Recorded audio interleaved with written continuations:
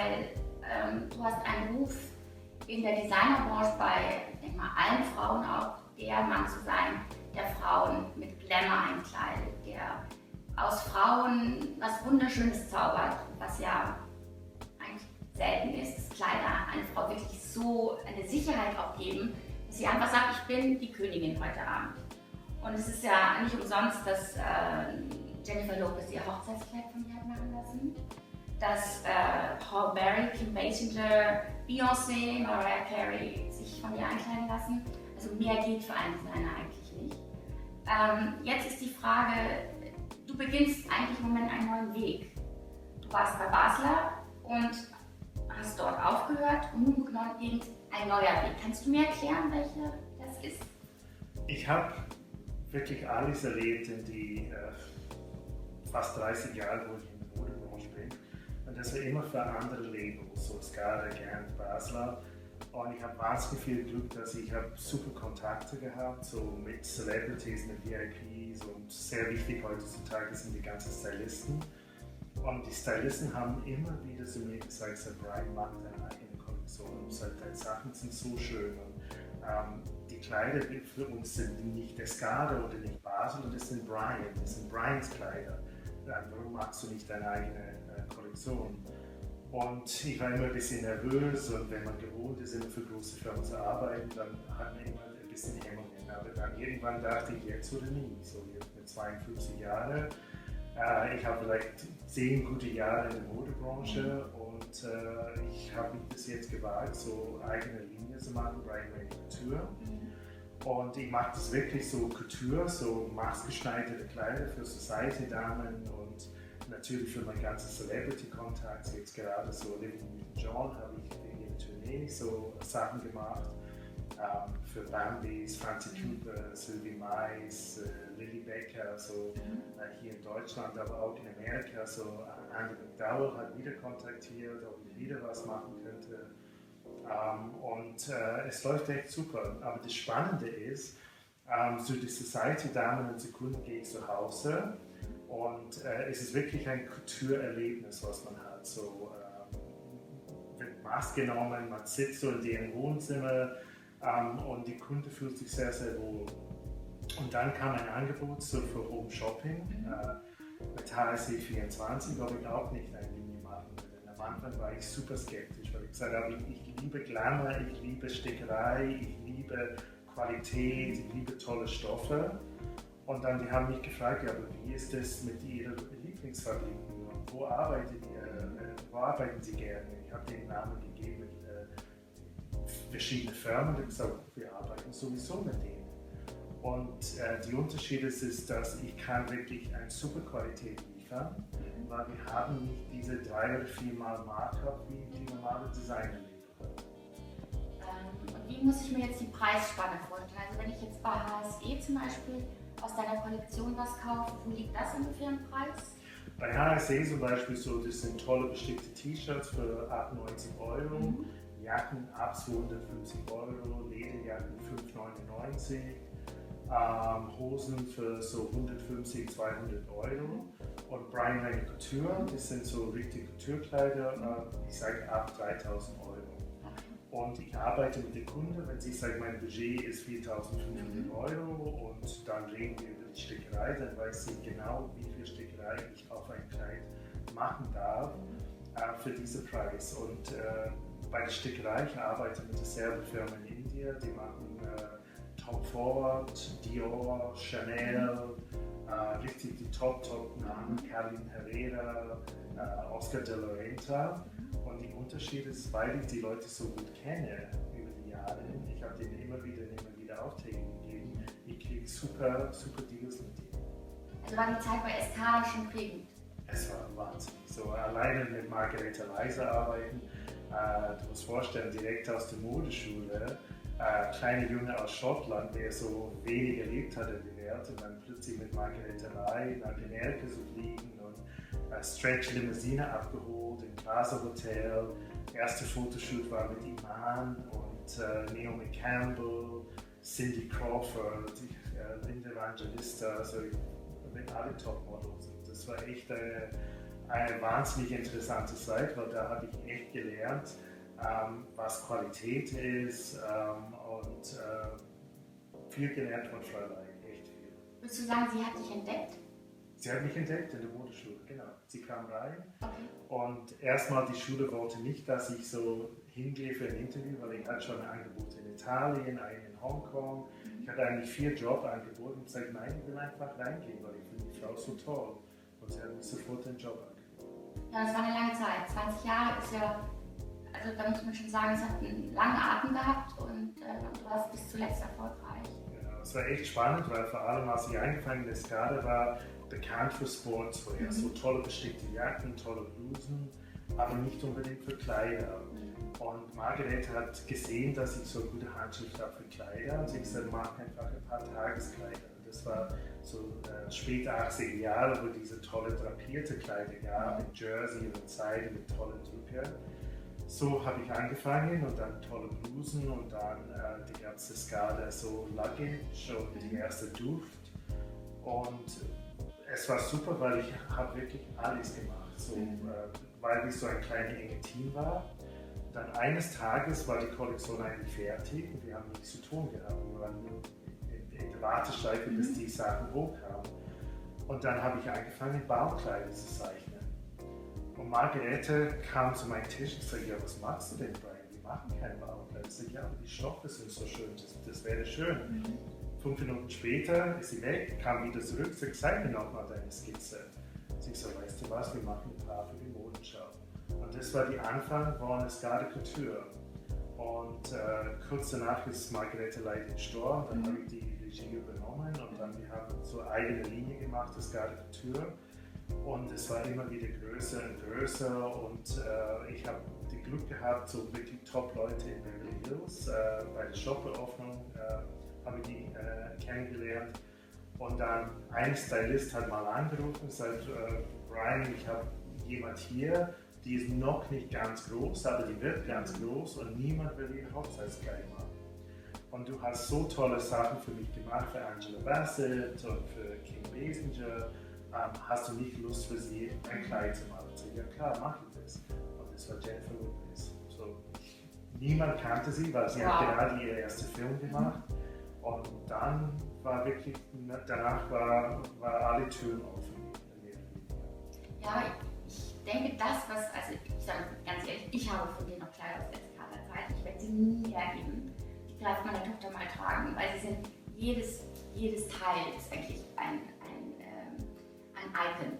Weil ich glaube gar nicht mehr, dass man heute mit diesen Stoffen noch arbeiten kann, weil sie so mega teuer waren. Also ich weiß, damals lagen die Kleider teilweise bei 6.000 und 8.000 Euro. Ja. Aber sie waren natürlich, ich meine, sowas ist so fein, so speziell gewesen, dass man es auch nicht mehr hergibt. Also was auch als schön als Frau ist. Also ich sammle eigentlich Taschen und Schuhe, wie alle anderen, aber ich sammle, deine Kleider habe ich gesammelt. Das ist wirklich was Besonderes. Ja, das ist wirklich toll, dass du das sagst. Und auch mit den Preisen. Die Unterschiede ist jetzt, sie kann wirklich super Preise anbieten, weil ich nicht diese riesengroße Marke habe. Ich habe erstmal überlegt, brauche ich einen Laden, brauche ich eine Showroom? Dann habe ich gedacht, das brauche ich nicht. So, wenn der Kunde mich kontaktieren will, ich habe eine Website, wo so alle Kleider über die letzten Jahre zu meiner Arbeit zu sehen ist, so brianrennie.com. Und dann kann der Kunde mich direkt kontaktieren. Ich gehe zu dem Kunden zu Hause. Wie gesagt, die Stoffe, die Stickerei ist genauso hochwertig wie damals bei Skala. Sogar noch hochwertiger jetzt, weil ich habe nicht diese riesen Markup. Ich muss doch nicht eine ganze Firma so mit Schnittdirektrice und alles bezahlen.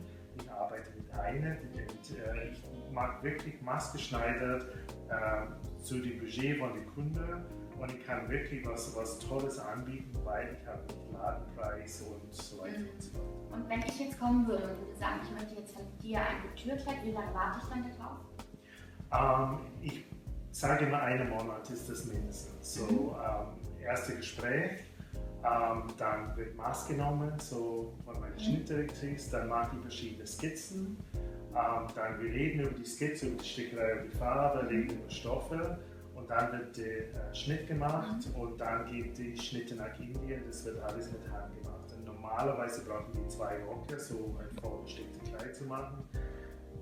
wenn es brennt, ich kann es auch mal in einer Woche machen, den Tag und Nachtarbeit, die machen für mich alles. Aber mit einem Monat sind wir gut drin. Und wenn du jetzt eine Kundin hast, die ein Kleid will, was du überhaupt nicht gut an ihr findest, wo du sagst, das präsentiert sie nicht und es sieht eigentlich auch nicht schön an ihr aus, aber sie sieht es nicht. Wie reagierst du dann? Als Designer, man ist auch ein bisschen wie ein Psychiater.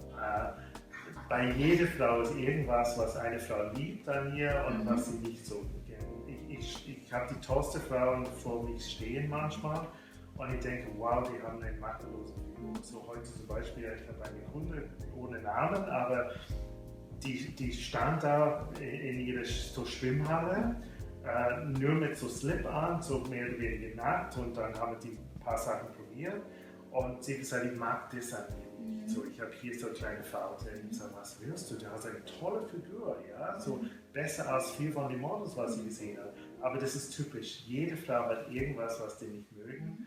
Und mein Job ist ganz schnell herauszufinden, was finden sie an sich ganz toll, was muss man auch tolle Busen lesen oder besonders schöne Beine, und die muss man so in den Vordergrund bringen, und dann das, was sie nicht mag, muss man ganz schnell aus dem Weg bringen. Und wie gesagt, das ist auch viel so Streicheleinheiten. Natürlich kannst du das ansehen, ist super.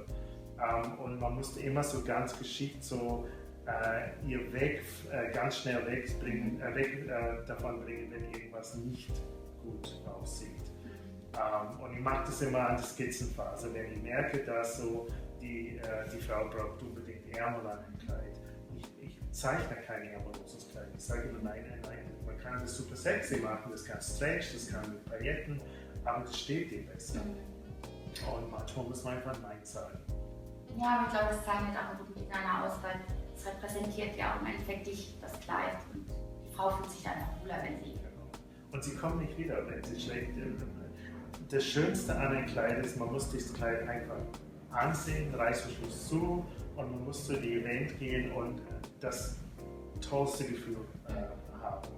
Und wenn man das nicht hat, dann kommt sie zu mir nie mehr. Und deshalb ist mir sehr, sehr wichtig. Ich sage immer, ein Kleid muss zwei Sachen machen. Wenn eine Frau reingeht, so ein Event, alle Männer müssen die angucken und sagen, wow, ist das eine sexy Frau. Und alle anderen Frauen müssen auch zuschauen und denken, wow, sieht sie toll aus. Ja? Weil da gibt es nichts schlimmer als neidische Frauen untereinander. Das muss man immer so wirklich versuchen, die beiden zufriedenzustellen. Und wer inspiriert dich? Wo nimmst du deine Ideen her? Als Designer, du hast immer die Augen offen. So, ob das alte Filme sind, ob das Bücher, auf der Straße. So, ich liebe das zum Beispiel sehr, auf so Events zu gehen. Nicht Party machen, aber für mich ist das Schönste, überall zu schauen, was haben die Leute an. Und das ist für mich die beste Lehre, was man haben kann, ist am Abend zu stehen, so nach 2-3 Stunden, oder bei der Oper, wo die Frau 4 Stunden im Kleid teilweise sitzen muss. Wie sehen die Kleider aus wirklich nach 4 Stunden? Wie können die Frauen in ein Auto einsteigen und aussteigen? Wie können die wirklich so rumgehen mit großen Schleppern? Stehen alle Männer auf die Schlepper, oder wie ist das? Kann die Frau auf Klo gehen, so mit den Kleidern? Weil viele Kleider muss man sie ganz nackt aussehen auf Toilette. Und das für mich ist das Wichtigste, zu sehen, wie die Kleider leben. Und was bei dir, finde ich, ganz besonders ist, du bist ganz nah an den Frauen, an den Kunden auch dran. Du bist auf Twitter, du bist auf Facebook, Instagram, glaube ich auch. Also eigentlich du bist der einzige Designer, der selber all diese New Medias nutzt. Und was auch auffällt, ist, du bist in Kontakt. Also du bist niemand, wenn auf Facebook dir jemand was schreibt, der das abblockt oder der es eine Sekretärin gibt und sagt, beantworten Sie mal meine Facebook-Fragen. Und ich finde, es zeichnet dich auch aus.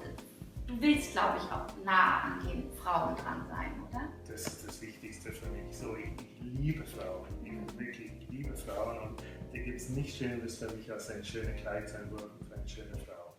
Und ich verstehe nicht diese Leute, die große Team, auch wo ich bei Basler bei Skade war. Die ganze PR-Sache war für mich immer wichtig, dass sie die selbst in der Hand nehmen. Weil mein Name am Schluss steht dahinter. Und wer weiß, was irgendjemand so plötzlich in Facebook schreibt. Wenn man das nicht selbst schreibt, dann ich habe 100% Kontrolle.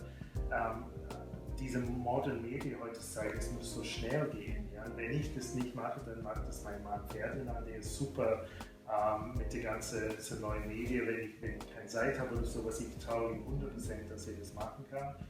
Und es muss schnell gehen. So, wenn man bei der Bandenverleihung ist, so auch Selfies machen und so weiter. Meine Kunden lieben das, dass ich sehen kann, dass du bei dem Event bist und was haben die an und hier ist das und du kennst die und du kennst die und das ist wichtig. Und mich ist wirklich wichtig, dieser persönliche Kontakt mit Leuten. Deshalb sage ich gehe zu den Kunden zu Hause und lasse die Kunden nicht zu mir kommen, weil bei mir, die haben immer das Gefühl, die müssen sich so voll stylen, Haar und Make-up. Und zu Hause, die ersten Termine normalerweise machen die das schon, die sagen, Gott, Brian kommt, die müssen mein Haar machen. Dann sage ich immer, ich bin hier, dich ein schönes Kleid zu machen. Du musst nicht Champagner hinstellen und Essen organisieren und dich schön stylen. Ich brauche deinen Körper, ich brauche deine Ideen und dann ich brauche einen Tisch und mehr braucht man nicht. Und dann bei dem zweiten Meeting, dann kommen die in Kartoffeln und Bademantel und so muss es sein. Aber ich glaube, dass die Kunden, die du ankleidest, natürlich auch großes Vertrauen in dich setzt. Nicht? Und dann fängt man natürlich auch an, sich nackiger zu zeigen. Aber das brauchst du ja auch nicht. Ich glaube, dass viele Designer diesen Sprung gar nicht gemacht haben. Sondern wenn ich in einen Laden gehe und ich will was kaufen, dann ist es eine Verkäuferin und viele wollen ja auch unbedingt irgendeinen Teil andrehen. Man fühlt sich unwohl. Und auch für viel Geld. Ja. Also ich meine, ich bin auch schon oft mit meiner Kleid nach Hause gekommen und meine Tochter sagte Mami, es geht gar nicht von hinten, das kannst du vergessen. Dieser Kontakt, dass du einem ehrlich sagst, das lassen wir, ist natürlich für mich als Frau Gold wert, weil ich weiß, das sehe ich gar nicht, ja, weil du bist der Fachmann.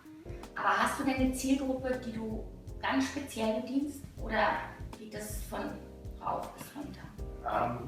Ich mag zum Beispiel jetzt gerade so für eine Kunde Mutter und Tochter. Also ich habe wirklich zwei Altersklassen und oft haben so Journalisten mich gefragt, so, hast du eine bestimmte Muse, hast du jemanden, der dich inspiriert oder hast du einen Lieblingskunde, so welche Alter sind die? Ich sage ihm, die gibt es keine. So, ich kleide so Stars, Celebrities, wer so 17, 18 Jahre alt sind in Amerika.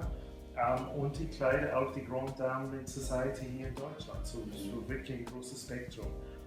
Was mir wichtig war, zum Beispiel bei das, was du vorhin gesagt hast, als ich bei Escada war, ein großer Teil meiner Arbeit war, 4-mal im Jahr eine kleine Tournee zu machen in Amerika bei Neiman Marcus. Und da war ich eine Woche immer so jeden Tag in einem anderen Ort, so Boston, dann Chicago. Und da war ich wirklich in die Umkleidekabine mit den Kunden.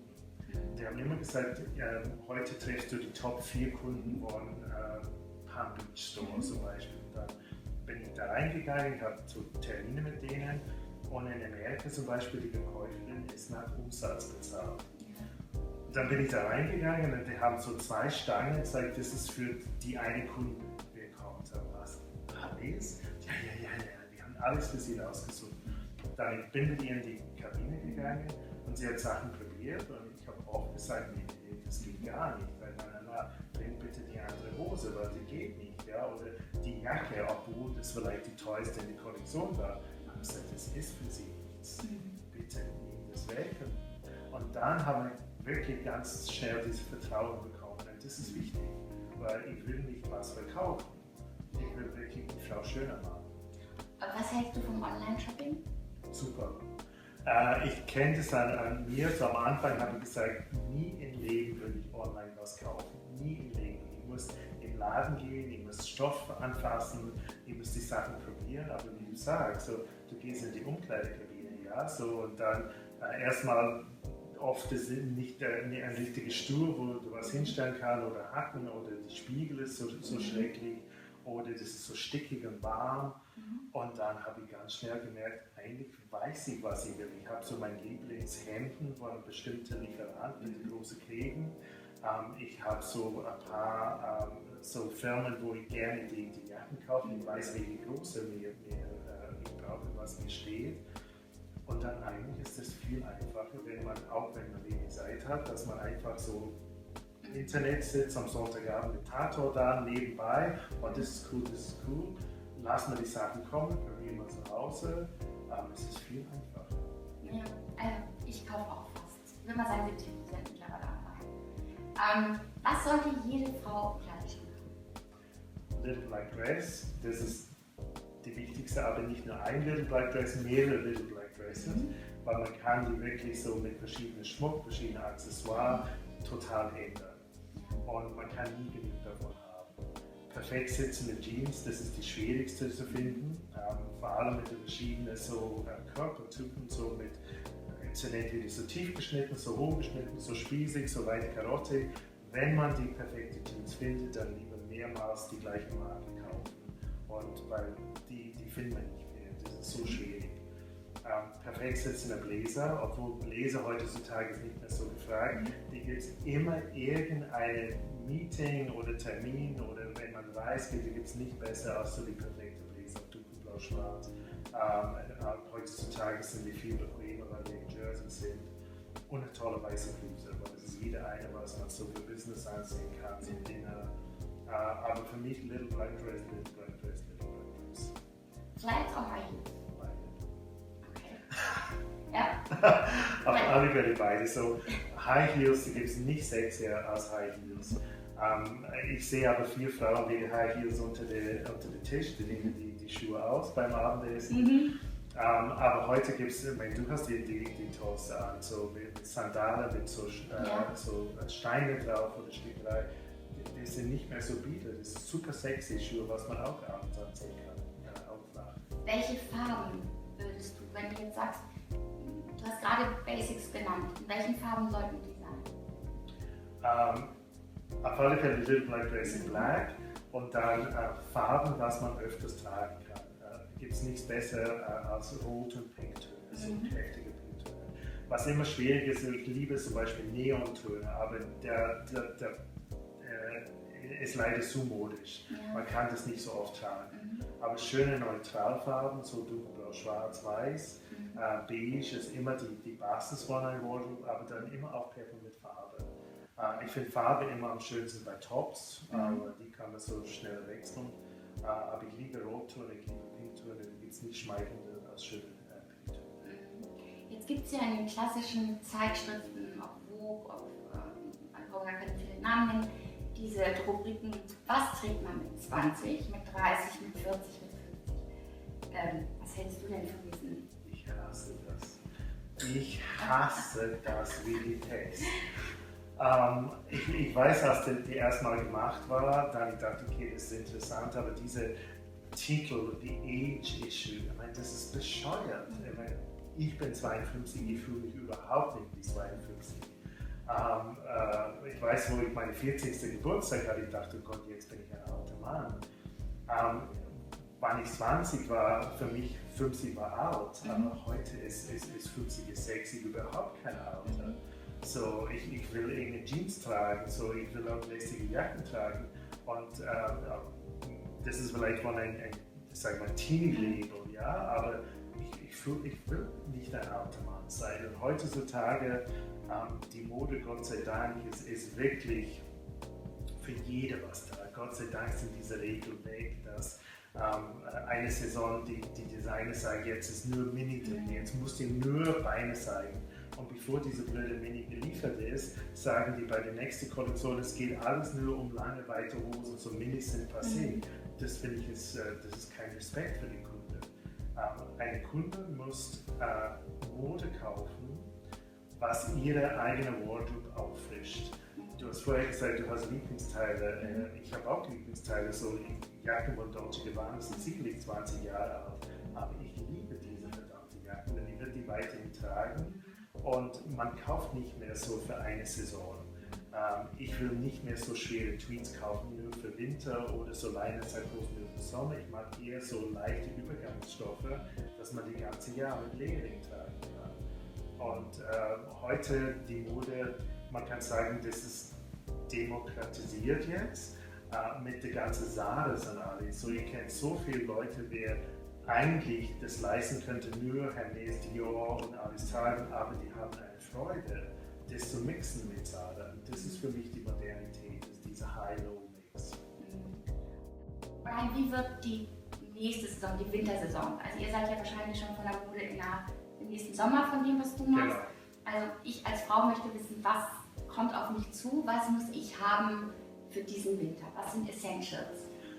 Nach wie vor ist die Biker-Stil immer noch mega stark. So, ich habe auch für Home Shopping eine super tolle Biker-Hose gemacht. Und ich war so aufgeregt, weil ich wollte richtig coole Details mit Zippers und alles. Und ich habe denen Ideen gezeigt, so schau mal, wie die hochwertigen Leute das mag. Und die haben mich gesagt, dass die haben zum Beispiel einen Lieferant gefunden, der genau eine von dieser hochwertigen Hosen macht. 1600 € bei denen, 200 € von mir. So, auf alle Fälle, Biker-Stil ist immer noch mega in. So, Bikerjacken, alle Formen, ob Leder, ob Jersey, ob Pailletten, ist immer noch mega in. Diese Mischung mit kurz oder lang, ich liebe zum Beispiel kurze Jäckchen über längere T-Shirts und Tops, das ist für jede Art gut. Schlanke Hose nach wie vor. Ich spiele ein bisschen mit so Bootleg-Hose, ein bisschen so 70s-Stil. Das finde ich ist ganz cool, aber es ist nicht für jeden. Man muss schon groß und sehr schlank sein, um das zu tragen. Und Gott sei Dank ist wieder ein Comeback von schönen bedruckten Kleidern. So, zeitlang waren nur immer so unifarbene Kleider, aber jetzt sogar für Abend gibt es so ganz tolle gemusterte Kleider. Und die Farben, die du im Winter siehst?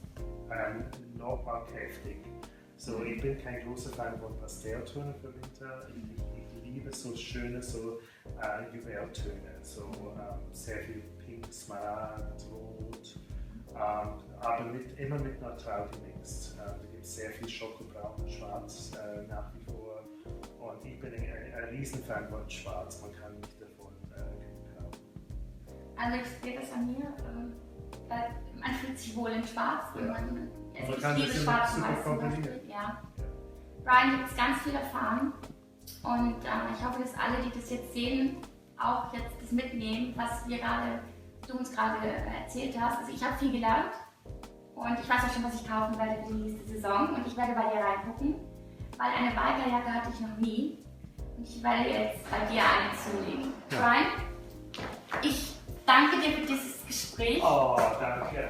Und ich wünsche dir ganz viel Erfolg mit deinem neuen Weg. Und ich denke, ich werde Kleider von dir anziehen und mich wieder wie eine Prinzessin fühlen, weil dieser Mann einfach es kann. Er kann Frauen schön machen.